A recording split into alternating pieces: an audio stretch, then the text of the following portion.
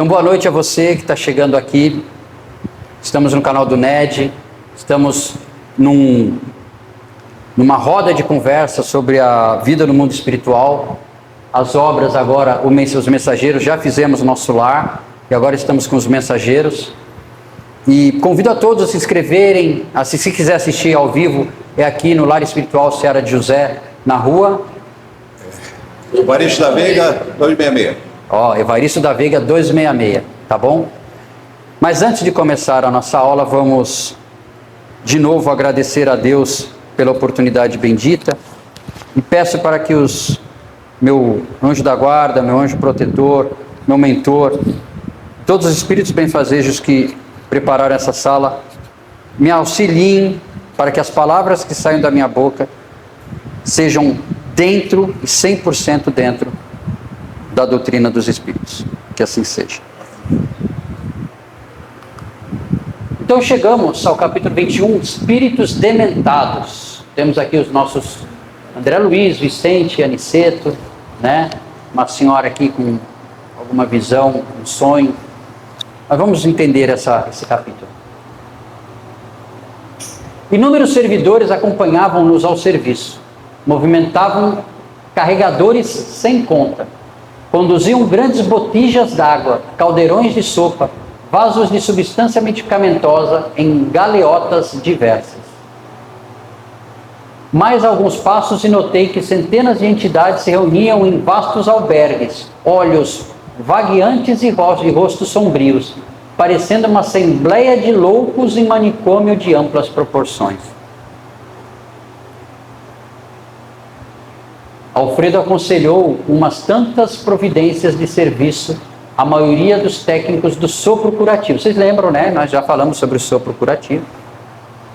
Os quais se desviaram, e quem não viu, procura nos vídeos anteriores, se eu não me engano é o capítulo 18. 18 fala sobre sopros curativos.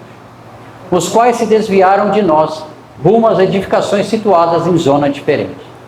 Gentilmente, nos explicava que os benfeitores de Campo da Paz localizavam ali grande número de espíritos enfermos, mais desequilibrados que propriamente perversos. Os doentes que tínhamos sob os olhos permaneciam em melhores condições. Já se locomoviam e muitos deles já conversavam, apesar do desequilíbrio que lhes assinalava as palavras e pensamentos. É uma descrição de uma ala de um manicômio, né? Como tínhamos antigamente aqui em Santos. Né? Detalhe, né? Os que eles estavam vendo ali estavam em melhores condições. E esses que estavam nessa situação eram os que estavam em melhor condição, que podiam ser vistos. Então imagina os que estavam em alas mais reservadas. Esclarecia-nos sobre as múltiplas obrigações do trabalho de rotina, quando algumas entidades se acercaram respeitosas. Senhor Alfredo, disse um velho de barbas muito alvas. Seria eu? Estou aguardando o resultado da minha petição. Em que ficamos quanto às minhas terras e os escravos? Paguei bom preço ao Carmo Garcia. Sabe o senhor que venho sendo perseguido durante muitos anos e não posso perder mais tempo? Quando volto para casa, creio esteja o senhor ciente da necessidade de eu voltar ao seio dos meus, esperando-me a mulher e os filhos. Completamente preso à realidade carnal. Como excelente médico da alma, Alfredo prestou a maior atenção e respondeu como se estivesse tratando com pessoa de bom senso. O que é legal, qual é a melhor forma de você tratar um doente? Ouvir. E não tratá-lo como doente. Então ele tratou ele como se a pedido desse fosse normal, fosse completamente normal. Porque ele ainda não tem a noção de onde ele está. Você imagina se você chega para ele e fala, mas, para com isso, você já morreu, você já desencarnou, você está, olha, você já cantou para subir faz tempo. Uma reunião mediúnica de obsessão. Se você chegar para um espírito e falar, pô, mas o que está fazendo? Já morreu. A confusão que tu vai arrumar. Imagina numa reunião mediúnica, chega um irmão para ser atendido, você está lá fazendo o atendimento com auxílio do médium, e o irmão fala assim, não sei onde eu estava andando pela rua, fui atravessar, andando pela calçada, fui atravessar a rua e não sei o que aconteceu, vim parar aqui. É porque tu foi atropelado e tu morreu, meu amigo. Pô, acorda, velho. Você acha que isso é fraterno? Caridoso? Não. Nós espíritas podemos ser. Jamais, em tempo algum, podemos fazer isso. Né? Qual seria a melhor forma de você atender uma pessoa dessa? Não, meu amigo, você estava andando pela rua, calçada, você teve um mal súbito, entendeu? E aí veio uma ambulância, te resgatou, você está aqui num centro de tratamento, um posto de saúde, e você já melhorou, agora a gente vai fazer uma entrevista para saber quais as necessidades que você tem. Você jamais vai falar para uma pessoa, a não ser que ela perceba de alguma forma, eu acho que eu morri, né? Você pode até falar assim, você não morreu porque a gente não morre. Se a gente está conversando, continua. É porque a vida continua. O seu corpo morreu. Se ela tivesse preparado. Pois é, já aconteceu comigo os dois casos. Né? Então, você não pode. Tem um livro do Américo Sucena, quem já leu? Eu vou trazer para vocês, qualquer hora dessas. É uma apostila do Américo Sucena. Ele veio, acho que uma vez em Santos, há muitos anos atrás. Ele tem uma apostila só de casos de atendimento e como o atendente, a pessoa que está fazendo atendimento com o médium, tem que se portar. Tem casos engraçados, inclusive, mas que você tem que levar para o lado da seriedade, entendeu? Eu não lembro o nome do livro agora, mas é do Américo Sucena. Sim? Aconteceu comigo em vida. Assim, a minha prima, ela estava na UTI e ela já tinha sido avisado para nós que ela ia partir. Uma semana ela ia partir. E era ela faleceu um dia depois do aniversário dela. E era na semana do aniversário dela. E as meninas, as filhas dela, falaram para as amigas, ela tinha muitas amigas, as amigas começaram a ir lá. Conversar, davam risada, falavam. Até aquele momento ela estava consciente. Uhum. Depois aí tiraram a consciência dela. Aí ela virou para mim e falou assim para mim: Sônia, que engraçado, eu não estou entendendo. Eu falei, mas o que você não está entendendo? Tem uma coisa muito engraçada. Por que elas estão vindo aqui? Por que está todo mundo vindo aqui? Aí eu olhei para ela, né? Eu falei, e agora, né, meu? Agora vou falar. Aí eu falei, amor, não é seu aniversário? Daqui a 2 dias? Ela falou, é. Eu falei assim, então, as suas amigas estão vindo aqui para comemorar o seu aniversário. Aí você vai sair daqui e nós vamos comemorar seu aniversário em outro lugar, não é assim? Aí ela me olhou, sabe? Ela fez assim para mim, tá bom. Ela sabia o que estava acontecendo e quando eu falei, sem eu fez um atendimento fraterno. Sim, com ela, porque sim. Uma pessoa despreparada aconteceu, assim, porque sei lá, a gente não sabe o dia de amanhã. Não, eu tinha que confortar. Sabe o que é? Que todo mundo foi avisado. Né? Algumas coisas vão me. O nome do livro do Américo Sucena tem um nome sugestivo, eu pesquisei aqui, Falando com os Espíritos. Eu devo ter sido incluída a falar para Possivelmente. Para acalmá-la. Sim. Para não deixar que depois daquele dia ela já entrou em. Já deram alguma coisa para ela ir ficando. É isso que o Alfredo vai fazer com esse senhor. Tratá-lo como uma pessoa de bom senso. Tratá-lo como se aquela demanda fosse real. Só que vai dar uma saída, uma resposta, né? Que atenda, entre aspas, não atenda a demanda, mas que o acalme por mais algum tempo. Então vamos lá. Sim, Malaquias, você reclama com razão, mas a sua saúde não permite o regresso apressado ao lar. Tá vendo? Uma saída fácil. Você sabe que sua esposa, dona Sinhá, pediu fosse você aqui tratado convenientemente. Creio que ela deve estar muito tranquila a seu respeito. Suas ideias, porém, meu amigo, não estão ainda bem coordenadas. Temos alguma coisa mais a fazer. Por que preocupar-se tanto assim com as terras e os escravos? Primeiramente, a saúde, Malaquias. Não esqueça a saúde. Ou seja, deu uma resposta, não o deixou sem a resposta. Evasivo. Porque, por exemplo, poderia, sei lá, talvez se fosse num hospital, num centro de tratamento, um médico fosse interpelado por alguém que tivesse com uma demanda das mais malucas possíveis, e um médico não preparado ou simplesmente não fraterno, digamos assim, fala assim, ó, isso aí tá vendo, não adianta, não tem como conversar com esses caras, é tudo louco, tudo maluco, olha o que ele está pedindo, tudo fora de órbita. Não, ele deu uma resposta, não deixou ele sem resposta, mas não atendeu o que ele quer. Pediu para ele ter mais um tempo, porque primeiro tem que trabalhar a saúde dele. O que é trabalhar a saúde dele? É ele continuar recebendo esse tratamento lá onde ele está, para que uma hora ele desperte e veja que, caramba, eu não estou mais onde eu estava. O médico sorriu, completamente apoiado na mesa e otimista do médico. Reconheço que as suas observações são justas, mas meus filhos não se movem sem mim. São preguiçosos e necessitam da minha presença. Mas, doutrinando sutilmente o pobre velhinho, o administrador objetou. Entretanto, de onde vieram os filhos para os seus braços paternos? Não vieram das mãos de Deus? Sim, afirmava o ancião trêmulo e satisfeito. Pois é isso, Malaquias. Chegam instantes na vida em que precisamos devolver a Deus o que a Ele pertence.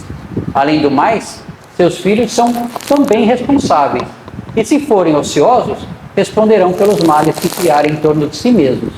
Por agora, é indispensável que você se refaça, aclare as ideias e sossegue o coração. O velho sorriu, confortado, mas antes que pudesse falar de novo, um cavalheiro, denotando nobre aprumo, adiantou-se exclamando: outro, hein? E a solução do meu processo, Sr. Alfredo? Sinto-me prejudicado pelos parentes de má fé. Minha parte na herança dos avós é cobiçada pelos primos. Segundo já lhe fiz ver, meu quinhão é superior aos demais. Soube, todavia, que o Visconde de Cairu, que perto da gente, aí, coisa, tinha que ser o Visconde de Cairu. Ainda bem que não foi o Clemente Pereira, né? Não, a minha rua é Clemente Pereira. Não foi o Visconde de Cairu. Que o Visconde de Cairu interpôs toda a sua influência contra mim. Ninguém ignora tratar-se de um grande velhaco, que não poderá ele fazer com as artimanhas políticas. Está mal informado a meu respeito. O senhor enviou meu pedido ao imperador? Não gostei muito dessa história do Visconde de Cairu, não. Vou pesquisar. É Visconde de Cairu. Cairu. Visconde de Cairu. Na rua aqui O nome próximo. da rua, eu sei, a rua que corta aqui a parada. Para quem não sabe, quem não é de Santos, tem uma rua que É se que chama fala que eu Cairu. achava que era Caiuru. Não, Visconde de Cairu. Cairu. C-A-I-U-R. Já expedia mensagem, esclareceu Alfredo com carinho fraternal. O imperador certamente levará em conta a solicitação. Entretanto, a demora é muito grande, falou o cavalheiro, impaciente, como se estivesse diante de insubordinado vulgar. Mas meu caro Aristarco, respondeu o administrador muito calmo, acredito que você está sendo experimentado para conhecer a grandeza da herança divina. Que valem os patrimônios terrestres ante os patrimônios imperecíveis? Não pense no que tem perdido, medite nos bens sublimes que poderá alcançar diante da vida eterna. Esqueça os primos ambiciosos e o Visconde que não o compreendeu.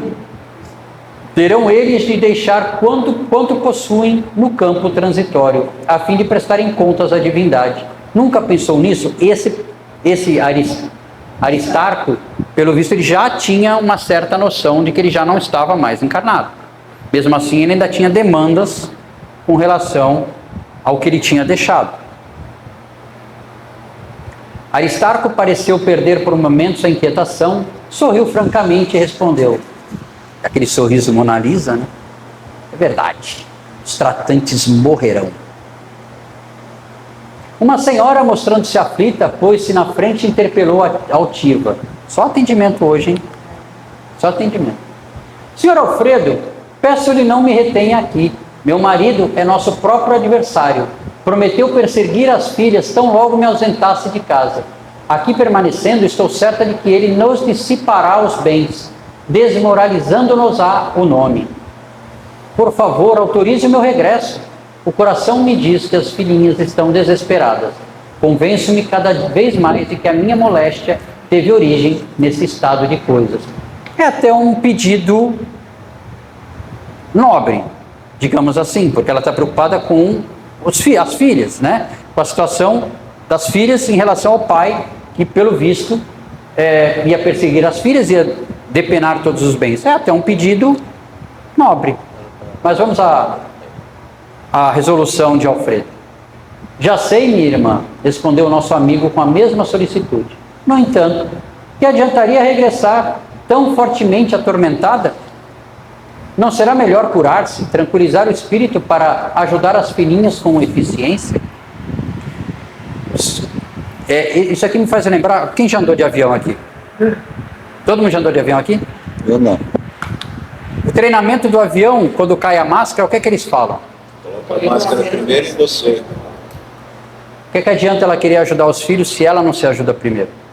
Entendeu? Não adianta você querer botar máscara no outro, você talvez não consiga e vai os dois morrer. Então primeiro você coloca a máscara em você, ou seja, primeiro você se resolve, se auxilia, para poder depois auxiliar o próximo. Eu pensei que tu ia remeter a história da senhora lá conversando com o ministro lá.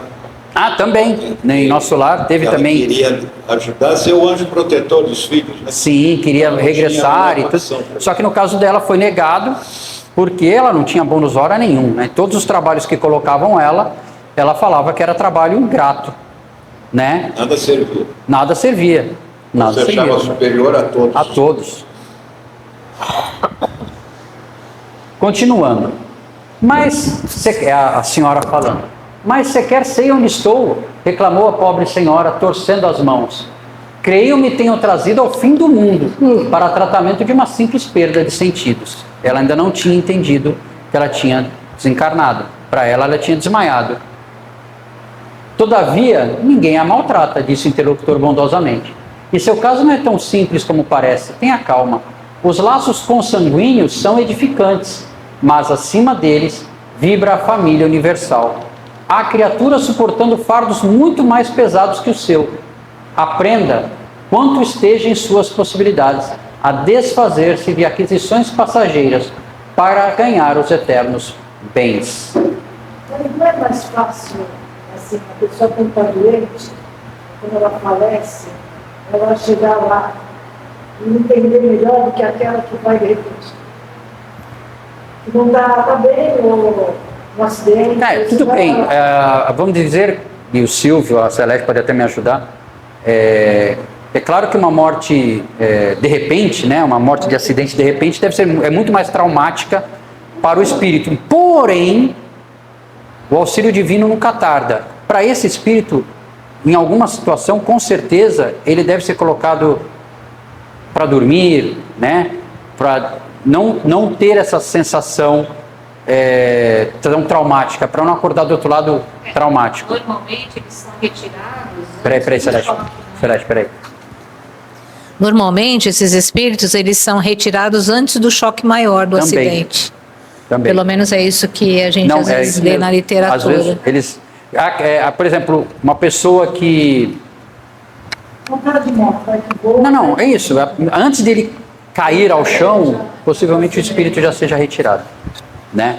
Dependendo do mérito de cada um. Sim, a cada um conforme suas méritos, obras, né? E uma pessoa que nem, por exemplo, eu tive na família 3 pessoas na família que passaram meses. Meu pai não, meu pai passou dias, mas passaram meses em sofrimento acamado, né? Então aí eles já vão depurando, pagando, entre aspas, estão depurando essas questões ali mesmo, no leito.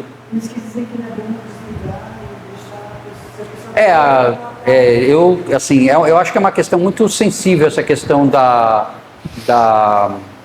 quando eu desligo os aparelhos, né? Eutanásia, né? Eu prefiro não fazer nenhum comentário. Eu entendo o lado das partes. Né? Eu entendo. Eu acho que se você for seguir ao pé da letra a doutrina espírita, ninguém tem direito de tirar a vida de ninguém. Mas eu também não culpabilizo quem toma uma decisão dessas, porque cada um sabe onde está apertando o calo. Talvez eu nunca faria isso, eu não faria isso, mas também não tenho coragem de Mas é um grande dano. É um grande dano que se faz. Não para quem vai. Não, para quem vai também sofre muito mais. Você vai ver casos no Obreiros da Vida Eterna, tem vários relatos lá, e mostra o caso de eutanásia, é bem complicado até mesmo para o espírito que está partindo. É bem complicado. Eu não lembro muito dos casos de obreiros, mas eu acredito que tenha, mas eu acho que eu sempre acredito na previdência divina. Eu acho que ele vai, claro, passar por algum tipo de A problema. espiritualidade atua para eliminar ou amenizar, vamos dizer assim, o sofrimento daqueles que são merecedores e não ter que passar por aquilo. Porque se você Eles falar... vão atenuando, porque você muda o teu plano reencarnatório. Mas se você falar em termos de completistas, né, que a gente fala, né, que eu acho que quando você tem essa questão de faltava um tempo para completar, eu acho que, na minha opinião, né, na minha visão, eu acho que refere-se mais aos suicidas. Você tirou a sua própria vida, né, então você vai ter que arcar com esse peso. Você tinha mais 10 anos para viver e você tirou 10 anos antes. Então mas eu acho que a partir do momento que você está acamado, sem controle nenhum sobre nada do que está acontecendo. Mas o espírito está lá ainda. Eu sei. Ele está enraizado mas eu quero que você entenda o seguinte, na a minha matéria. visão, e eu posso estar errado, claro. Eu estou falando que é a minha visão pessoal. Não foi ele, espírito, que pediu, desliga. Você entendeu? É esse o raciocínio. Mas o espírito que está ali naquela condição de sofrimento, né, vegetativo, provavelmente ele tenha pedido para passar por isso, para finalizar alguma coisa e alguém vai e interrompe. Tudo bem, mas é esse o ponto. E a gente poderia fazer uma tese poder fazer uma conferência aqui. Mas é por isso que eu acho que nessa situação, o espírito que tem o aparelho desligado não tem uma carga tão grande. Porque ele estava cumprindo a tarefa dele. Veio um ente de fora e tomou uma decisão por ele. É a mesma coisa que você está andando na rua, você não tem a mínima necessidade, você não tem a mínima vontade de encurtar a sua vida, mas de repente você é assaltado e toma um tiro e morre. Mas acho que são coisas totalmente diferentes. Às vezes eu acho que muitas vezes aquela pessoa que pediu para desligar uma máquina de um ser vegetativo já fez aquilo por amor. Não uma pessoa que foi te assaltar e te matou com Não, eu estou falando, eu não estou falando de quem fez a ação. Esse ato também, de pedir para desligar, também eu acho que não é um ato que te acarrete um karma, que nem você falou, é muito pior para quem fica que para quem pede fazer. Eu acho que eu tenho umas certas dúvidas com relação a isso. Não, o que a gente está falando, e é mais um assunto que vai levar um tempinho, o que a gente está conversando aqui é sobre quem morre. Eu não estou falando de quem age. Né? A Celeste colocou, e o Silvio colocou muito bem, que quem, no processo de eutanásia, o espírito que está lá, ele ainda teria um período para completar. E talvez tivesse que pagar ou... Sim, mas tem as duas partes. Não, a gente já chega na outra parte. A gente está falando desse espírito. Na minha concepção, como esse espírito não tem controle sobre a situação, eu acho que ele não teria... Ele pode pagar pelo que ele fez, alguma coisa durante a encarnação dele, ele pode ter os débitos dele. Mas aquele ato, na minha concepção, e a gente pode até depois conversar sobre isso, eu acho que ele não teria culpabilidade. Mas todas as partes têm culpabilidade, entendeu? Você está falando de um ato que ele não praticou, praticaram por ele. Isso. Mas você não pode esquecer que se ele tem um plano reencarnatório, ele precisaria passar por essa situação. Até ele voltar... Você mesmo falou que vai pegar a fichinha e vai lá para o final da fila. Mas o que eu quero colocar ele pode ficar revoltado porque não deixaram ele... Beleza, ele pode ficar revoltado. Revoltado sim, porque tiraram a vida dele antes do tempo. Eu estou falando que a culpa da eutanásia não é dele. Não, a culpa... Mas eu não gosto dessa palavra culpa. Eu acho que ela não cabe. Entendeu? O débito, tá bom assim? Débito da eutanásia. Seja ela débito, seja culpa. Não, e aqui a gente nem estamos julgando quem praticou isso, o ato. O ato que a pessoa fez, você assume o ato que você fez. Para a doutrina espírita a lei da doutrina espírita é porque ninguém tem o direito de tirar a vida de ninguém. Ninguém tem o direito de tirar a vida de ninguém. Eu vi minha mãe definhando, vi meu sogro definhando, e a gente sabe o que passa, mas ninguém tem o direito de tirar a vida de ninguém. E às vezes, eu nunca cometi, mas eu pedia. Eu vou falar, não, mas eu não estou julgando, né? Eu só estou falando que a lei da doutrina é proibido. Ninguém tem o direito de tirar a vida de ninguém. Mas eu pedia, ou conversava com a minha mãe, com meu pai, com o meu sogro, falava assim, vai na paz, se tiver que ir, vai, não se apegue mais ao mundo, entendeu? Seus filhos estão criados, está todo mundo criado, está todo mundo bem, sabe? Se tiver que ir, vai. Meu pai foi depois que minha filha e a Suzana foram visitar ele no sábado. Do sábado para domingo ele desencarnou. Minha mãe também foi de um dia para o outro. Eu visitei, meu irmão visitou, meu pai visitou no dia seguinte. A família já vi números. Então assim, é isso que eu estou falando. Assim, é sofrido muito. A gente vê alguém que a gente gosta definhando, mas à luz da doutrina espírita, ninguém tem o direito de tirar a vida de ninguém, seja de que forma for. Fala, Lindo. Então, quando a minha mãe estava internada na clínica por problema de demência, que já não dava mais pra gente coisar, pra mim cuidar, né? Então ela estava na clínica. A minha irmã falou que quando eles foram, ela e o meu sobrinho foram visitar ela, a minha mãe. Tu acredita que a minha mãe, ela falou, pô, a gorda tava bem hoje. Bom, ela tava, tipo, normal, como era antigamente. Conheceu todo mundo. Aí, depois de um tempo, ela desencarnou. Nós tivemos um podcast, para quem não viu, que falou sobre o luto, e nós perguntamos, né, sobre a melhora da morte. Foi perguntado. E é real. É real. Foi com a... Deusa. Foi com a Deusa. Deusa Samu. Vamos continuar, vamos acelerar. A infeliz, no sentido de não estar feliz com a situação, né? A infeliz não sorriu como os outros. Fechando-se em sombria catadura, afastou-se pesadamente, olhos fulgurantes de cólera, como se a mente estivesse cravada muito longe, incapaz de qualquer compreensão. Ela saiu fula da vida, com raiva, com ódio. Adiantaram-se outros enfermos, mas o administrador falou em voz alta: não posso atender a todos no momento. Depois de amanhã serão recebidos para explicações. E voltando para nós, esclareceu a sorrir. No círculo carnal seriam todos absolutamente normais. No entanto, aqui são verdadeiros loucos. São desencarnados que por muito tempo se agarraram aos problemas inferiores. Reclamam providências, sem falar no ensejo de iluminação que menosprezaram, acusam os outros, sem relacionarem os próprios erros. Procurei ouvi-los para lhes dar uma ideia do nosso trabalho, no setor dos que se desequilibram mentalmente por excesso de centralização em propósitos inferiores.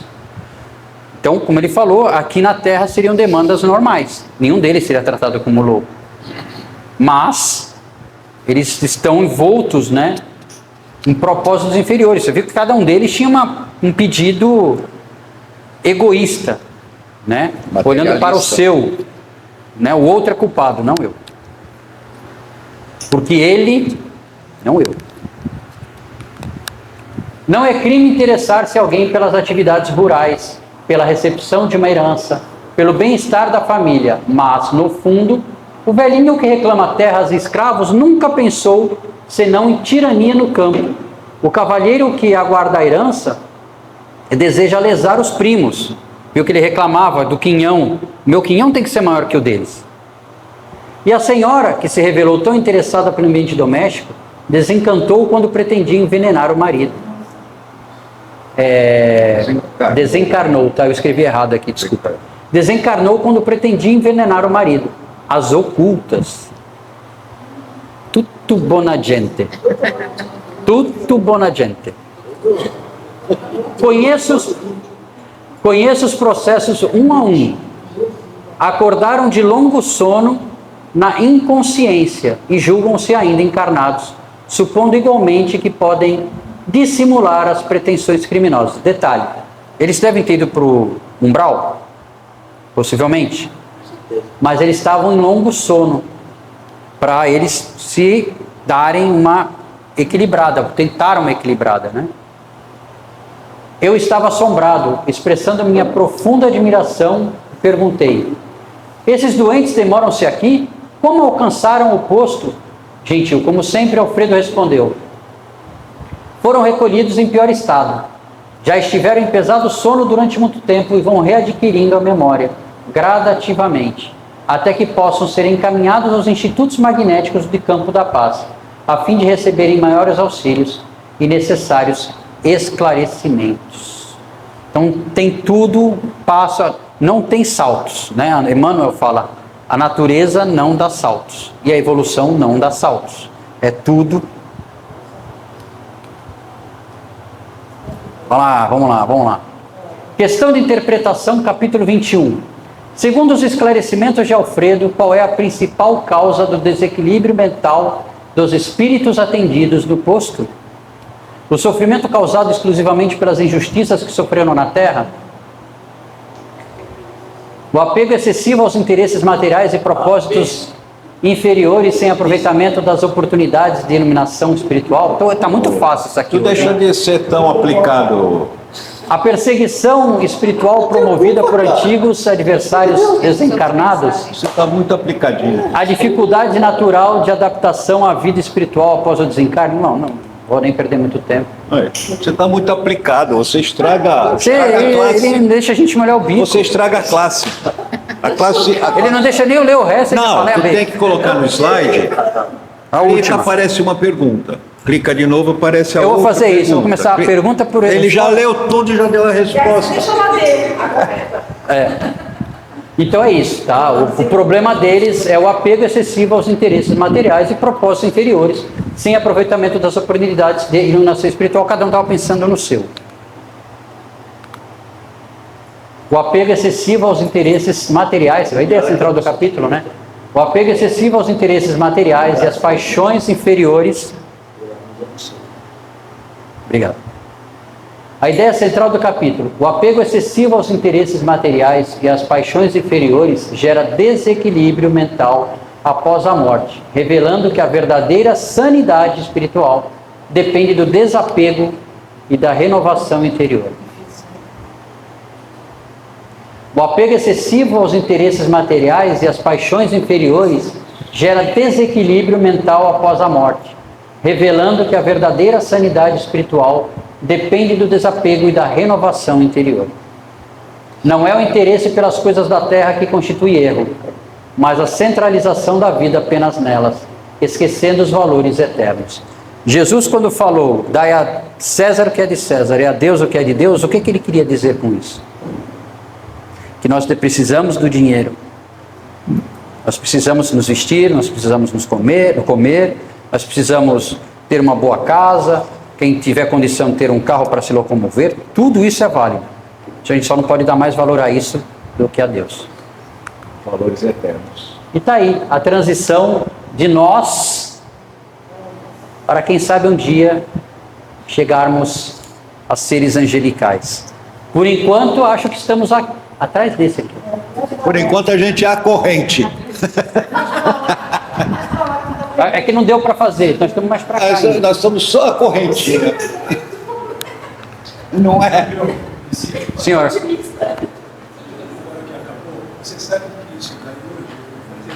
Só. Não perca o próximo capítulo, capítulo 22, os que dormem. Muito obrigado a todos que acompanharam a gente até esse momento.